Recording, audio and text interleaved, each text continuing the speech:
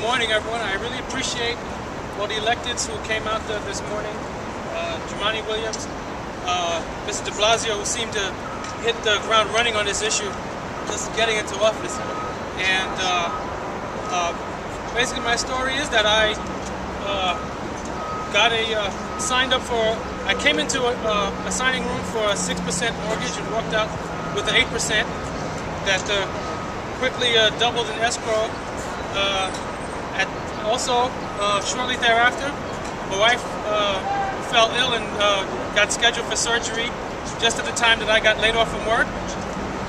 And then at that point, after getting laid off from work, I lost my health insurance. So the choice was, do we pay for operation or do we keep paying for the overpriced mortgage?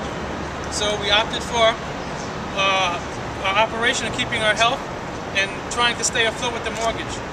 Well, to make a 2-year story even shorter, I've been struggling with Chase Bank for over 2 years to get my mortgage modified over and over again. Various tactics about, I haven't responded to various letters. I've had people come to the house taking pictures of my property, constantly starting foreclosure proceedings, and then falling back after New York Communities for Change and other advocacy groups come to my corner, to my aid, to help us stay in our home that we've been struggling in, staying into the neighborhood that we've been invested in our PTA, invested in our block associations, invested in our neighbors, keeping our neighborhoods together, keeping my home safe and resided in, keeping Mr. Laresh's home safe, keeping houses from being vacant, and keeping our property values up to what we can. We're tired of the banks fighting against this consumer financial reform.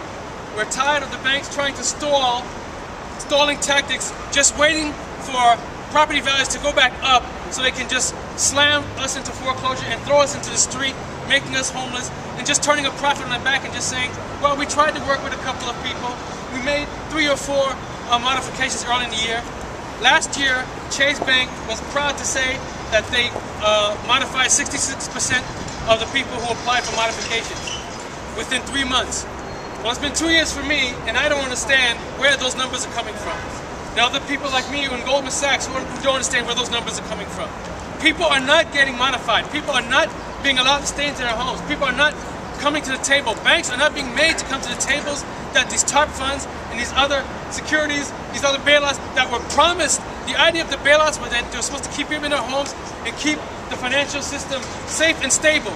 Well, they're just biding their time so they can turn around and make even greater profits and send out even greater bonuses to people who don't even know what foreclosure means, don't even understand what it means being hungry, not having their health insurance in jeopardy because they just have golden parachutes once they get kicked out by the government trying to take over and do the right thing.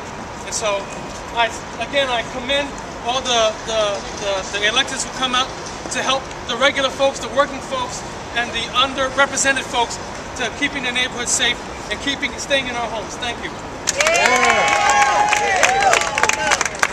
Okay, and now, last and certainly by far not least, I would like to introduce Jeff Bone from NIPER, the state's largest research advocacy organization, primarily fighting for consumer